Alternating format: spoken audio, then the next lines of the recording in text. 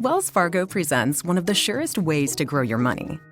A Wells Fargo CD account, where you can earn a 5.00% annual percentage yield on an 11-month term with a minimum opening deposit of $5,000. Visit a Wells Fargo branch or wellsfargo.com/CD rates to open a CD account and start growing your savings with us. Wells Fargo Bank, N.A., member FDIC. You are listening to the Hiking Radio Network, where we talk the walk with shows by hikers, about hikers, for everybody. I'm wondering if you'd go wandering with me through the wilderness and woods to where the winds are blowing free, through the darkness of the night, heading toward the morning. Welcome to the Jester Section Hiker Podcast, with the spotlight on section hikers. And I'll spread the word, and you beat the drum. We'll round up the troops and get the gang to come. And we'll leave the streets and these neighborhoods, head over the river and through the woods. Hello, everybody, and welcome to the Jester Section Hiker Podcast, your premier podcast with the spotlight on section hikers, and I am your host, Julie Jester Gayhart. I am back today with my newest guest co-host, Jacqueline Holzman, or better known as RVA Hiker Girl. We are going to be discussing ways to overcome your fears when it comes to hiking and disclosing some of our own fears. If you remember back a couple weeks ago in episode number 110, I talked about the amazing show notes RVA puts together for our chats, and well, she has done it again and sent me a definition, a quote, and some facts about fear. So I figured I would read those for you before we get to the main episode. So here is the official definition of fear.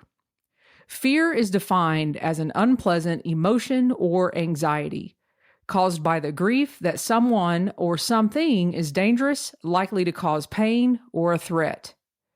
Here's a quote from Judy Blume. Each of us must confront our own fears. We must come face to face with them. How we handle our fears will determine where we go with the rest of our lives, to experience adventure or to be limited by the fear of it. And here are some facts about the physical side effects of fear. Shaking, increased heart rate, faster breathing, sweating, digestive issues, upset stomach, and diarrhea. Well, I can honestly say, I think I've had all of these side effects at one point or another out hiking. I would also like to note that we mention rape and murder as a fear. We know and understand this is a sensitive topic, so I wanted to mention that there is a free and confidential National Sex Assault Hotline available for victims of sexual assault. That number is 1-800-656-4673. I will also leave the number and more information in today's show notes. Thanks for joining us for this week's episode, and now on to my chat with RVA Hiker Girl. All right, you guys, welcome back to the podcast. And you are now listening to what I am titling the Overcoming Your Fears episode. And with me to have a chat about all this, welcome back, RVA Hiker Girl. Hey, RVA. Oh my gosh, I'm so thrilled to be back, Jester. It was so much fun talking with you last time. I got to tell you, your episode blew up, which is... which is awesome. So bravo and congratulations. Oh, thank you. So listen, I'm going to go ahead and say it. I said it in the last episode. RVA is OCD, extremely organized when it comes to creating show notes for the podcast. And this is totally not necessary. I'm not sure why she does it, and I'm not sure why Austin does it, but we have 13 pages of notes that we're going to try to hit today. So maybe she has a fear. Maybe it's outside of hiking, another fear, which is going to lead us into, this is probably a very popular topic I've never had really expanded on the show before. And a lot of the reasons you're going to read out to us here shortly, I think, are a lot of the reasons that keep people off the trail, and they have a fear of not even starting because of particular fears of what might happen to them off the trail. So RVA, take it away. Sure, you're right. There are so many different types of fears that are out there that people can have, and it does, like you said, keep people off the trail. But I think one of the first ones that comes to mind is just getting lost. And I think it's really easy to do. You lose a blaze and you're turning around trying to figure out, okay, am I going down the wrong path or am I where I'm supposed to be? Being alone, being out there, being by yourself is another big fear. Some people are afraid of the dark and all the sounds that go bump in the night. Animals, snakes and bears, those poisonous snakes. I mean, people have big fears about those two things. The unknown, like not knowing what's going to happen, that I think is a big one for a lot of people. Getting hurt or injured out there, being raped, murdered, or even assaulted. Fear of ticks and diseases that come with those ticks, and running out of water in the summertime. That's no joke. That is real. It for sure is. That is real. And I'll add too, this will round out the top 10 list. I was thinking about today is not finishing what you started, especially section hikers. And what made me think of this is, in section hiking, a lot of people are, here we are, January, February, and they're having to plan out their vacation. Yes, I'm going to take 2 weeks off of work. I'm going to take 1 week off of work. And what if something happens in that 1 week, the only week they had off? They get an injury, they get hurt, or, they get bit by a tick. It's like, I start thinking of all these things. I still start thinking of all these things that could happen, as I'm sitting at my desk or teaching in the real world versus, being out on the trail. I mean, do you think about a lot of these things? I definitely think of a lot of these things, and I think about all of them on small levels. And I think, it's good to have that fear. We'll talk about it in just a little bit, why it's good to have some of these fears. But yeah, absolutely. I think it's completely normal to be a little bit afraid when you go out there and you're section hiking. Well, I'll go ahead and tell you my number one fear still to this day is being alone and spending a night on the trail alone. Now, I do it. I've overcome it. And I have a philosophy, and it takes 5 days. That's all I'm going to talk about now. So I would say that is my number one fear that I think about all the time, because that fear of being alone, dark, night, by myself leads to me thinking about a lot of other stuff. But that is the main culprit for me. And I know we're going to get into how we've overcome that. And I actually, my very first time, I'm not going to tell the whole story, but it was going to be my very first time going out and going solo, like spending the night by myself. Now, I day hike all the time. I day hiked all the time solo. And it was in the Great Smoky Mountains National Park. And I was going to be going from shelter to shelter to shelter. And the first shelter I got to, everything you could imagine happened. There was actually a homeless guy living in the shelter. Didn't know what to do, all that kind of stuff. But I had to overcome that, and I did. And other people that started showing up to the shelter helped me overcome that. And, we ended up calling the Rangers. They ended up coming to get the guy. It ended up being somebody that they knew who frequented that shelter a lot. So, but it was that first fact that, oh, great, I'm up here. Here's this guy. I mean, it's very evident he was living in the shelter. Then you start looking at all the gear. And you were like, this is not new gear. This is older stuff. Like, what's happening? What's going on? I mean, he literally started grumbling at me like, there's no water here. You can't stay here, stuff like that. So, yeah, I mean, stuff happens out there. So I don't know, RVA, what about you? Well, I think my fear as a solo woman hiker out there, and I think it's something all of us as women specifically think about from time to time, or have thought about at some point, is being raped. It's a scary thing to be out and to have that fear. And I really think that it's sometimes in our head and sometimes it's not in our head, but I think it's something we all talk about, and it's a legitimate fear that ladies especially have. But we'll get into working through that fear in just a little bit.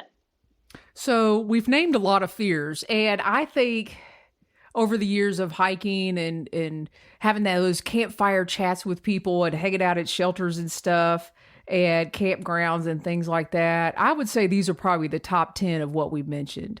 And I mean, I've heard guys say stuff like that too, because I think a lot of times women are like, oh, guys aren't afraid, they don't want to do this, that, or the other, but they're afraid too. They have these thought processes and things like that. So one of the things that we really want to do with this episode is tell people how to get over these fears. And a lot of this information that you've put on this dissertation is, is really research. Getting back to, that first, leave no trace principle, which is plan ahead and prepare. Right. And, the one, I don't know if it was the first or second one, but getting lost. We could all get turned around on the trail. But, I mean, you've got some great points on here. Research before you go. Buy a paper map. 100% 10 essentials. You should have a paper map. Have a GPS device. Have an additional map on your phone, like Far Out. And here's one that I believe in wholeheartedly is practice your navigating skills before you go out there. Go to your park, figure out, buy a map of your neighborhood. A lot of times, your homeowners associations, you can get a map of your neighborhood. You could practice north, south, east, west, learning how to orient yourself and learn how to use a compass. So your fear of getting lost will get less because you'll know how to get out of it and realize you're not really lost. Just because you don't see that white blaze or you don't see a trail sign does not mean you're not going in the direction that you're supposed to be going. And I always go by gut instinct too. Do you have that? Oh, I completely listen. I have learned over the years being in the outdoors that my gut is my most powerful tool that I have out there as a solo person hiking. So absolutely listen to my gut all the time. So getting lost, start doing your preparation before you go out there. And I would even say, practice going on trails you don't know about. Maybe at a park you haven't been to in your city, go get the map, orient yourself to that map, and know you're going to be okay because you're at a local park, but go out, venture, get lost on that, at your local nature preserve and, utilize your skills to get yourself back to the parking lot in your car. Practice. But we could harp on that. But the next one is RVA, being alone. Yeah, I think if you're afraid to hike alone out there, I think the best thing to do is actually just get out there and to start and give it a try. Start with a short, popular trail, then move on to a little bit longer distance trail and just keep making that progression until it's less and less people until you're truly out there hiking alone. And you can always, if you have a dog with you, sometimes that helps people feel a little bit more comfortable having a pet. And that kind of leads to tenting alone. And if you're afraid to do that, start the same way. Go to a state park or a campground and, have other people around. You can then move to like a less populated area or campground to hike, maybe a shelter on a trail. And then eventually you can just really just move on to being alone out there. And I know people who are a little bit afraid of tenting alone, and they tend to hike and hike and hike until they're completely exhausted. So by the time they get into their tent at night, they fall asleep pretty quickly so they don't have to worry about anything else that they're afraid of. And that also leads into backpacking alone. And backpacking alone, I think, is a little bit different because you have all your gear. And I think it's important that you really get to know your gear, know how to use it for sure. But you could go out with other people to start and see what they do and how they do things. And then eventually try it on a short trip and eventually add more miles until you feel comfortable doing it by yourself. And a lot of times, fear, you can just divert your attention to other things if that fear starts building up. And I know that always works for me. It's that diversion. So I'll get back to the tenting part. So I have a Yeah. 5-day method. And what that means for me is I know that it takes me 5 days to get comfortable, no matter what, especially if I'm solo. It might take less if I'm hiking with people, but still, and this is going to lead to the next one, being afraid of the dark. Are you really afraid of the dark, or is it just alone and you're not familiar? Because when you're backpacking, typically you're backpacking, every night you're in your new home every night. And so by the 5th night, I am so tired. I don't care. I don't care if a mouse is coming under the tent. I don't care.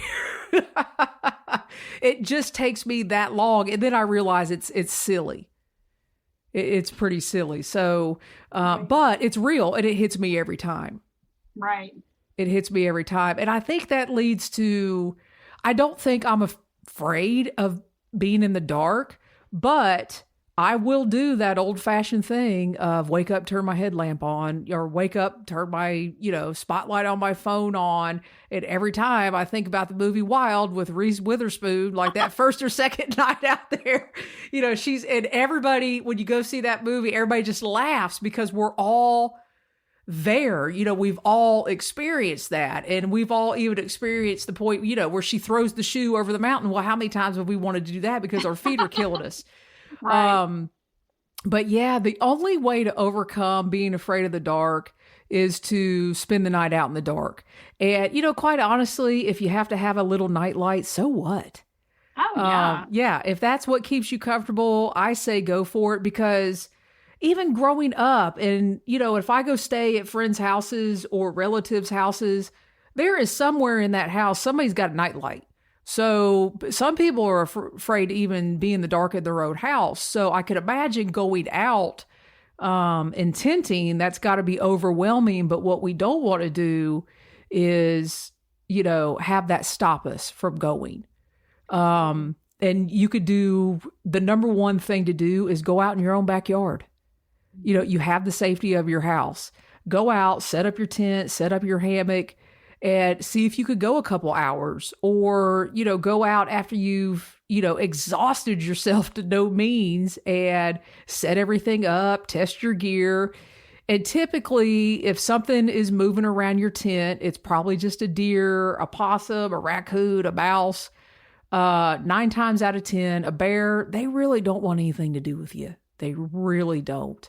None of the wildlife really does. They're They more don't. afraid of you. They don't, except in those popular areas. And this goes back to, plan and prepare and research.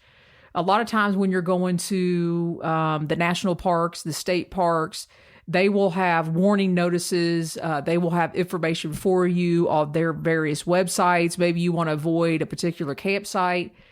And I will go ahead and say 10 times out of 10, a reason a bear is roaming around is because a human has fed it, or it's been, acclimatized to associating a backpack with a human for some reason. Right. So a lot of that stuff, you just got to go out and stay in your backyard. But I know one thing that a lot of people, I actually had a lady tell me this at work. I invited her because where my school is, our plantation, where there's 20 miles of trail, it's directly across the street from the school. And I'm like, hey, come over here and hike with me. And she's like, I do not hike. There are snakes. There are snakes at that park. And I mean, I probably spent an hour trying to convince her, that's not the case. So talk to us about poisonous snakes, bears, moose. I mean, now moose are mean. That's true. Very true. Yeah, I think definitely one of the more things, one of the most popular things that people tend to be afraid about out there is snakes and bears. And as you're talking about, plan research, you got to research what's in your area, research what snakes are actually poisonous out there, be able to identify them, know what their behavior is going to be. Snakes, for example, are cold-blooded, so they're moving slower and when it starts getting cooler out there. And in my particular area, I've got the timber rattlesnake and the copperhead. And, they hang out in rocky kind of areas. You'll see them sunning out there on rocks. But in the fall, they start heading into their dens because they are cold-blooded. I'm going back to my teacher days. Because they are cold-blooded, they're going to move slower. So they're not going to be nearly as fast as what they would in the heat of the summer. But just be on the lookout. And I think in general, I think it's important to just not get close to wildlife in general. Give them their space. They are wild animals. And if you start getting too close and kind of encroaching on their area, I think you're just asking for something to happen in that moment. But bears are another one. Same thing. Research which ones, if any, are in your area. In our area where Julie and I live, we have the black bear. So we know that we need to hang our food bag up at night and not eat in our tent because those bears have such a huge sense of smell. They can smell for miles and miles. And you got to keep that food up in a bear bag. And if you're in grizzly country, you got to get a bear canister and keep that food away from your tent. And a lot of people out in the West actually carry bear spray as well. And it's just, as we said, on a lot of these, you just got to be prepared in advance, know the animal's behaviors, and be ready in case you do see them. Yeah, that preparing and practicing, I would say, are key themes that are coming out here. And it seems so simple, but it's not. It takes preparing to go out in your own backyard, to set up a tent, because the neighbors are going to think you're crazy. And, it does take time to research and really dive into the areas that you're doing. But if you're like RVA and you're like me and you really get into it, that research is stuff, it becomes a lot of fun. It is. And then you want to practice what you research.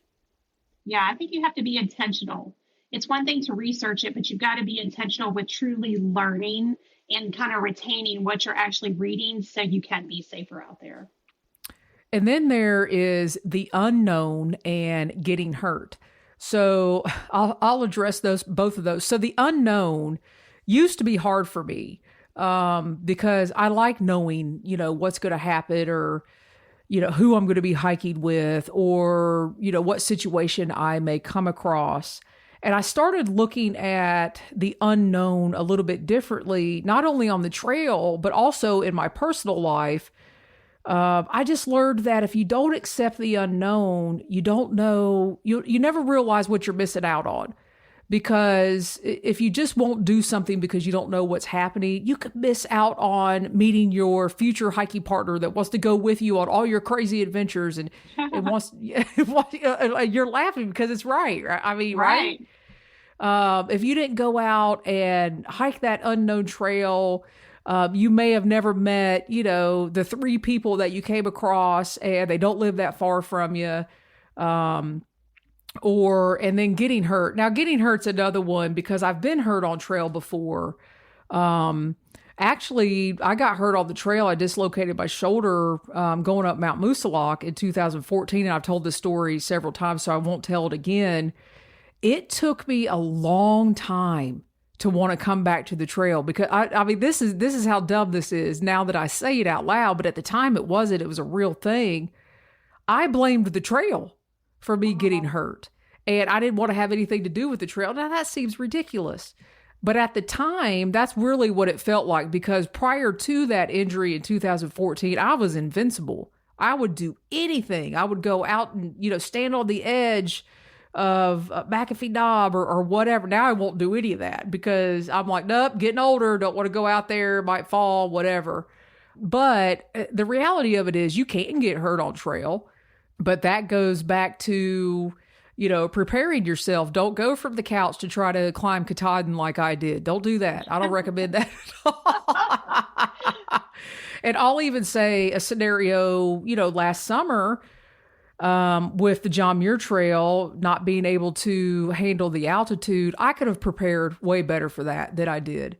And I accept that. And Mighty Blue and I had to make a decision, so we didn't get hurt. So sometimes you have to do that too. So yes, getting hurt is a reality, but if you train physically and even more mentally, you can prepare for that. Right. I tend to be, because I'm an over preparer, as you have recently told everyone. I tend to run scenarios through my head, and not kind of at an obsessive way, but just I think as a safety precaution. So, if I fall and I scrape my leg, I have a first aid kit. I have supplies to take care of that. If I need a crutch and I can barely walk, I have my hiking poles, that I can use, and maybe even a bandana for a splint. So that's kind of like how I help some of these fears, is running scenarios on what maybe could happen and what my reaction would be if it did. And you can't plan for everything, but you can have a plan that will kind of help you get through that process if it does. Exactly. So, and I mean, it's even, I think it was summer of 2020, I fell and banged my knee up on the rocks of Pennsylvania, and I had to use everything in my first aid kit. Band-aid. I mean, and my knee just never did stop bleeding, but I don't know what, I guess I would have had to have start ripping my clothes off and start trying to, wrap that up if I didn't have my 10 essentials. And I think I've said this before, because of that, I've added a blood clotting agent to my pack. I don't know what happens. You get a certain age. I don't know if you just bleed more and it doesn't stop, or if it's the exercise, because you're still trying to walk and get out of there. Right. So because of injury, I've actually added, some additional items to my pack, not out of fear, but out of, I will probably use that if I fall. Well, and I've never thought of that before, a blood clotter. I mean, and it's great that you have that, not only for yourself, because if you came across someone else out there that needed it, you would give that to them. So, yeah. That's Exactly. awesome. Exactly. And I think the next one is, and I think you touched on this, being raped or murdered. So do you want to talk about that? Sure. The things that people think about like this, it can happen any day of your life, not just necessarily out there on the trail. And if you really think about it statistically, there are so many fewer people out there that you meet on the trail versus that you come in contact of your everyday life. So really, statistically, it's less likely that something like that is going to be happening out there. But you can be prepared in case a suspicious person or something comes too close to you or makes you feel uncomfortable. And I carry pepper spray. I always wear it right on my backpack, actually on my right hand. So it's available to me if I need it. When I'm solo hiking, I actually wear a knife with a sheath around my neck. And I tend to have both of those as a visible deterrent if I need it to work in that capacity. Having a phone or GPS device if you need help out there. If it makes you feel better, take a self-defense class before you get out there. If that's going to put your mind. Yeah, that is an excellent idea. That is an excellent idea. Right. And, if someone out there makes you feel comfortable, just walk away. Go find other people to be around on the trail. If you're at a shelter or something like that, no one is ever going to, if you went up to someone and asked them, hey, can I hike with you because I'm feeling a little bit uncomfortable? No one out there that I know of is going to say no to that. Valuable information, very valuable information. And the next one on the list is fear of ticks and the diseases that come with, a tick bite. And I will say, I guess I'm admitting all my fears here. I do fear getting bit by a tick. Like, who doesn't? I mean, who wants to get bit by a tick? So I don't know if that's nobody. I don't know if that's a fear of mine per se, but I have met people, they're like, nope, the only thing I'm afraid of is a tick. I just don't want it. I mean, I just don't, but who does? And there's a list of ticks here. I guess there's a deer tick, a Lone Star tick, like a dog tick. You can get Lyme disease, alpha gal, Rocky Mountain spotted fever. And I will say, there is a gentleman, hey, alpha gal, who actually got alpha gal, out on the trail. And he has an entire story about that. I need to have him on, to tell that story. And that is I had no idea. Okay, you guys are going to have to look it up. It's ALPHAGAL. And all of a sudden you get like a deterrent. You can't eat meat. Right. It's He's like a all friend this. of mine. Yeah. I love him. And we've had lots of conversation about alpha gal. And who would think that a tick could give you that where you can't eat meat? I mean, from a tick. Yeah. And I don't think he knew that for like a year. Like going through all this testing and things like that. So, I mean, there are prevention methods. You could use DEET, which I like to use. I know some people are against that, but you can spray your clothes with permethrin or permethrin. You can spray your tent, your shoes, your socks, pretty much anything that permethrin, and correct me if I'm wrong, I think that permethrin lasts 6 or 7 washes. Once you spray that all over your clothes and your socks. And some of the things that I've seen people do, they wear longer socks. They might wear like a compression style sock up to their knee, long pants, shirts. Some people hike on the East Coast and cover themselves up because of ticks, like somebody would hike on the West Coast and they're covering themselves up for the sun. Right. So it's kind of the same method. And probably I would say the key to all of this, and get yourself in a habit and your hiking buddies in a habit, because you could check each other. You could check me and my girlfriends, when we hike, we get in the tent at night. We're like, okay, tick check. And everybody's laying, we're all laughing and cutting up and looking at the pictures for the day. And all of a sudden we're doing tick checks, and then we're doing our yoga and everything else in the tent. So it could just become like that nightly habit. I think that's a country song, right? Check your ticks, Brad Paisley. I don't know. Is it? Okay. Yeah, it is. You're going to have to listen That's to a it. little bit different meaning, I think. I think so. So anyway, did we cover all of our 10? I think we did. I think we did. I think water, we kind of added on at the last minute, but with water, I think that's a big fear in the summertime for anyone. And you just have to try to plan out your water sources and make sure that you are looking at your apps like Gut Hooks that we use on the Appalachian Trail, and look at the comments people have left to say, hey, it's a gusher, that water's really running, or that stream is dried up, and just plan accordingly. And I will say, I did add, not finishing what you started. That can be a fear, but it happens. That's the only thing I'm going to say is, things happen out there, and absolutely that does not need to take, the forefront of your mind when you're planning for a trip that you're not going to finish, but it is a reality. And I think what's happened for me personally, I can speak of, when I think like that, that's when I do get hurt. That's when I do let my guard down. That's when I do start doing things, that I probably shouldn't be doing, which leads to not being able to finish instead of just going out and having a good time. Right. Makes sense. So, all right. I think we've covered our 10. And now I think we're going to talk about a little bit about, kind of how we work through our fears. But honestly, I think we've been doing that all along. Yeah, I think we pretty much have. With this being fearful of other people and potentially having a rape situation, I've talked about carrying the pepper spray and a knife around my neck. And I even have a larger knife I keep in my tent right next to me, along with my phone when I'm camping. And just briefly, I always tend to look everyone in the eye as they're coming down the trail for multiple reasons. I like to say hello. I like to see people's faces, but it's also kind of a facial recognition thing that I tend to do out there. And yeah, I think doing all of those things tends to put my mind a little bit more at ease. And I love this. I'm not going to say what page we're on in the dissertation, but between your laugh and my laugh. All I have to say is I'm serious when I say that this is probably, for me, this just as a teacher, this is the capstone.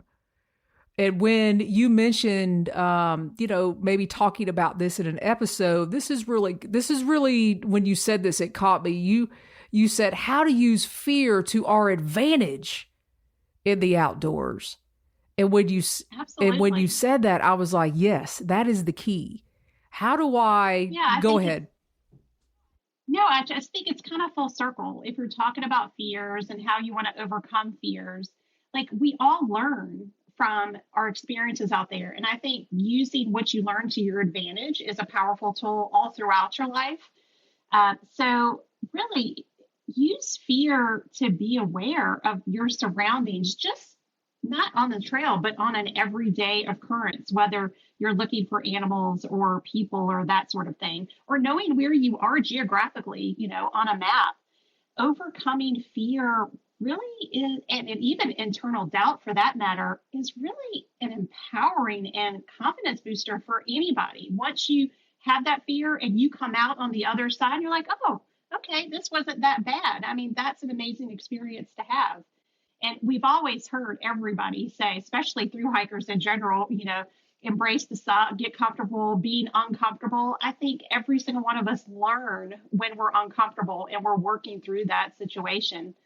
But I think being alone out there really helps you, and we touched on this, it teaches you to trust your instincts and to really listen to that inner voice. And when you're in a situation and you hear that voice in the back of your head going off, 9 times out of 10, you better listen to it because it's not going to do you wrong.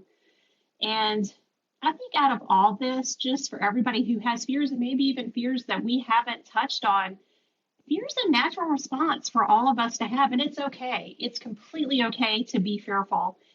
It causes you to think and be prepared out there. And I think sometimes when we hike a lot, we kind of lapse in some of those things that we think about. And it's always good to get a good reminder, even like with the 10 essentials that you always talk about. And I really think it's dangerous if you don't have some kind of fear. I think fear helps you be prepared, and it helps you kind of be human out there and be ready for any situation. I love that. And I'm going to go back to, I read these in the introduction, but I'll close out with this and just say, you put on here, there are some physical side effects of fear: shaking, increased heart rate, faster breathing, sweating, digestive issues, upset stomach, diarrhea. I've had all of it. And I said that in the intro. I know. And, I don't think you're not going to get these thoughts out of your mind. But for me, it's a challenge. It's like, no, I'm going to put that in a box and I'm going to lock it, and that's not going to bother me. So I guess that's how I'll kind of sign off. I mean, this stuff doesn't go away, but like you said, it's how you come through it, overcome it, get out there, accomplish your hiking goals, and know that you can. So Absolutely. RVA, I turn it over to you, and how do you want to close this out? So I found this quote that I really like that I wanted to read to you guys. And basically it says, inaction breeds doubt and fear. Action breeds confidence and courage. If you want to conquer fear, don't sit at home and think about it. Go out and get busy. And I really love that. And it also really brings one of another quote. You guys, if you've ever watched Shawshank Redemption and heard Andy Dufresne, he has this quote where he says, get busy living or get busy dying. And I truly, many years ago, decided I was going to choose living. So go outside and do what you love, guys. The more you do something, the less fearful you're going to be. And I hope that you will use any fears that you may have to be stronger and wiser in the outdoors. I love it, RVA. Thank you so much for coming back on, and you're going to be back on again. Oh, I'm excited. All right. We'll be back.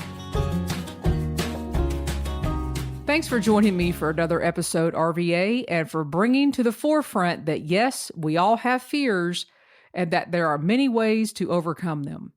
My hope is that you all tackle your fears and enjoy those trails we all know and love, and just know that our trails are inherently safe and welcome everyone. As always, you can go to hikingradionetwork.com and click on the Jester Section Hiker Show to find all of today's show notes, pictures, and links mentioned in this episode. If you find value in what we do here at the network and want to give back to help in the production of our shows, you could always leave a donation by clicking on any one of the donate buttons found on our website. And please be sure to leave us a note on why you enjoy our shows. Thanks for listening, be safe out there, and happy section hiking. I'm wondering if you'd go wandering with me through the wilderness and woods to where the winds are blowing free, through the darkness of the night, heading toward the morning light. I wonder if you'd wander with me, and I'll spread the word and you beat the drum. We'll round up the troops and get the gang to come, and we'll leave the streets and these neighborhoods, head over the river and through the woods. You're wondering if I go wandering with you, what kind of trouble we'll get ourselves into. Would it be wrong to tag along with a band of vagabonds? You wonder if I'd wander with you. So I'll spread the word and you beat the drum. We'll round up the troops and get the gang to come, and we'll leave the streets and these neighborhoods, head over the river and through the woods.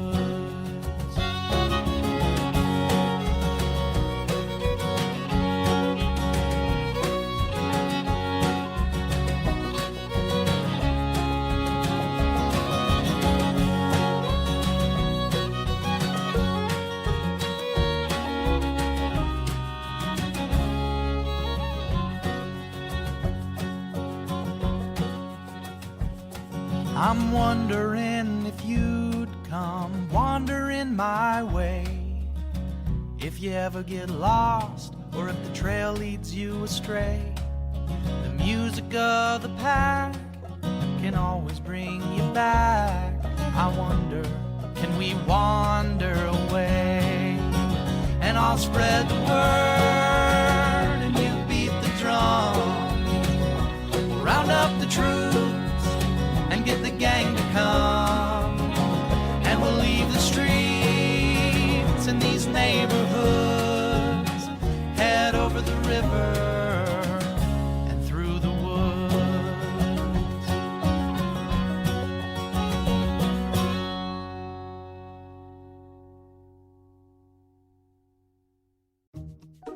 Wells Fargo presents one of the surest ways to grow your money, a Wells Fargo CD account, where you can earn a 5.00% annual percentage yield on an 11-month term with a minimum opening deposit of $5,000. Visit a Wells Fargo branch or wellsfargo.com/CD rates to open a CD account and start growing your savings with us. Wells Fargo Bank, N.A., member FDIC.